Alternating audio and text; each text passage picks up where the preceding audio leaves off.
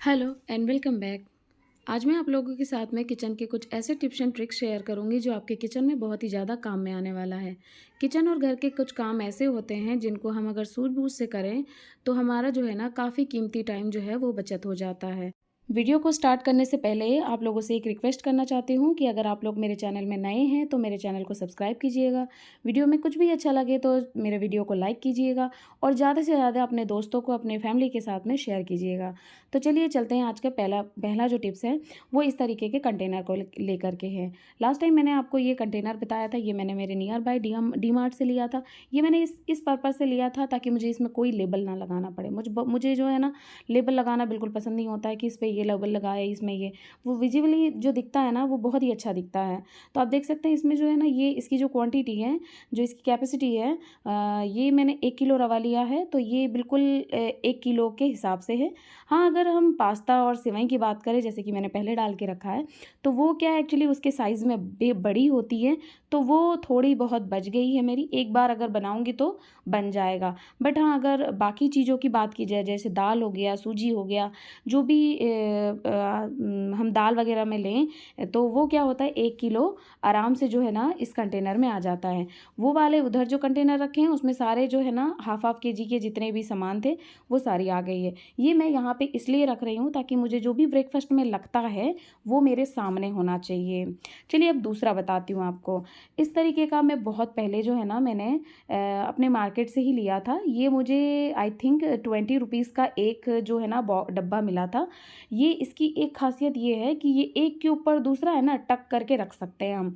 जैसे आपका स्पेस जो है ना वो भी नहीं लेगा। ये बहुत अच्छा यूटिलाइज होता है। जो जगह की होती है ना वो बहुत ही बचत होती है। इसमें ज़्यादातर मैं ना चाय पत्ती और शक्कर जो है ना वो रखती हूँ। जैसे दो चीज़ों का अगर इस्तेमाल अगर आप एक एक जगह पे कर रहे हैं, जैसे शक्कर चाय बनाया तो उसमें तो शक्कर और चाय पत्ती तो लगनी है। तो इसको क्या करना है कि आपको चाय पत्ती और शक्कर एक ही जगह और रख करके आप यूज़ कर सकते हैं काफ़ी लॉन्ग टाइम के लिए, है ना। और इस ये डब्बा भी अच्छा खासा है। तो मेरा जो है ना मेरे यहाँ पे चाय कोई नहीं पीता है तो बस मेहमानों के हिसाब से ही बनती है। और तो इसके हिसाब से है ना 1 महीने में इतना तो लग जाता है। अब इसको जो टक करने का ये सिस्टम क्या है, इसको आप साफ़ करने का ज़रूरत भी नहीं पड़ता है ज़्यादा टाइम के लिए। ये देखिए इस तरह। और एक हल्दी मिर्ची होता है, जैसे हल्दी मिर्ची हो गया, जीरा धनिया हो गया, ये रोज़ जो है ना किचन में काम आती रहती है। तो इसको मैं ना इसी तरीके से टक करके रखती हूँ ताकि मुझे जो काम में है ना वो बहुत ही कम टाइम लगे और एक बार में 2 चीज़ें मैं अच्छी तरीके से इस्तेमाल कर सकूँ। उसके बाद आती है गरम मसाला। गरम मसाले को जो है ना हम क्या करते हैं कई बारी एक ही डब्बे में रख देते हैं। फिर वो क्या होती है उसकी जो अरोमा होती है ना खुशबू, वो एक से दूसरे में चली जाती है। फिर आपने कुछ डाला उसकी खुशबू कुछ और ही आती है। तो जो मैं इस्तेमाल करती हूँ वो इस तरीके का, पहले भी मेरे पास इस तरीके के कंटेनर हैं। मैं पहले भी इस तरीके के कंटेनर में यूज़ ही करती थी। हाँ, जो चीज़ मुझे ज़्यादा क्वांटिटी में चाहिए जैसे कि बड़ी इलायची मेरे यहाँ बहुत ज़्यादा लगती है तो मैंने उसको इस तरीके का थोड़ा-सा बड़ा कंटेनर लिया है, जो कि पहले छोटे कंटेनर में था।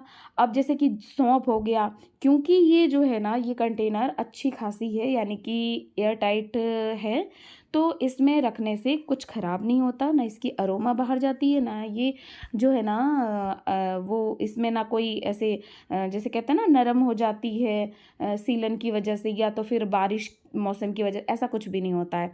बहुत अच्छे से जो है ना ये इसको मैं इस्तेमाल कर सकती हूँ। तो आप लोग भी ज़्यादा से ज़्यादा ये कोशिश करें कि जो मसाला है ना गरम मसाला उसको अलग अलग सेपरेट करके रखें।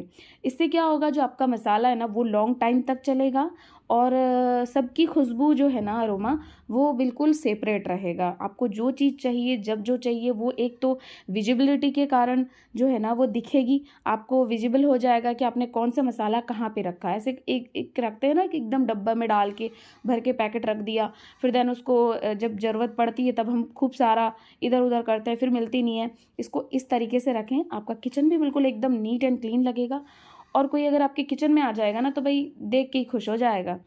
चलिए एक और टिप्स आप लोगों के साथ में शेयर करती हूँ।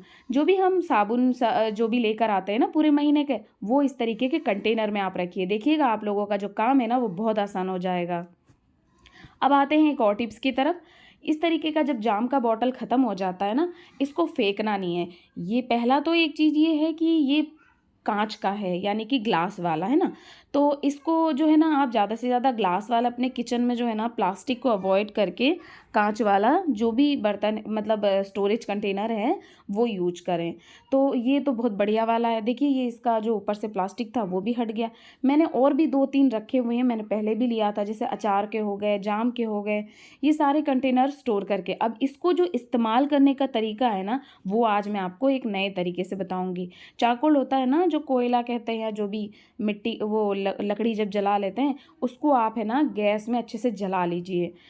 फिर जैसे हम तड़का लगाते हैं ना तेल का, वैसे ही एक नॉर्मल कोई भी खाने का तेल डाल दीजिए। फिर देखिए इसको है ना उल्टा करके रख दिए। इससे क्या होगा ना, जो जैसे हमने क्या किया है काफ़ी टाइम से उसको यूज़ कर रहे हैं या तो फिर बंद रखा है, तो इससे क्या होगा जो आपकी जो जार है वो एकदम बढ़िया हो जाएगी सामान रखने के लिए।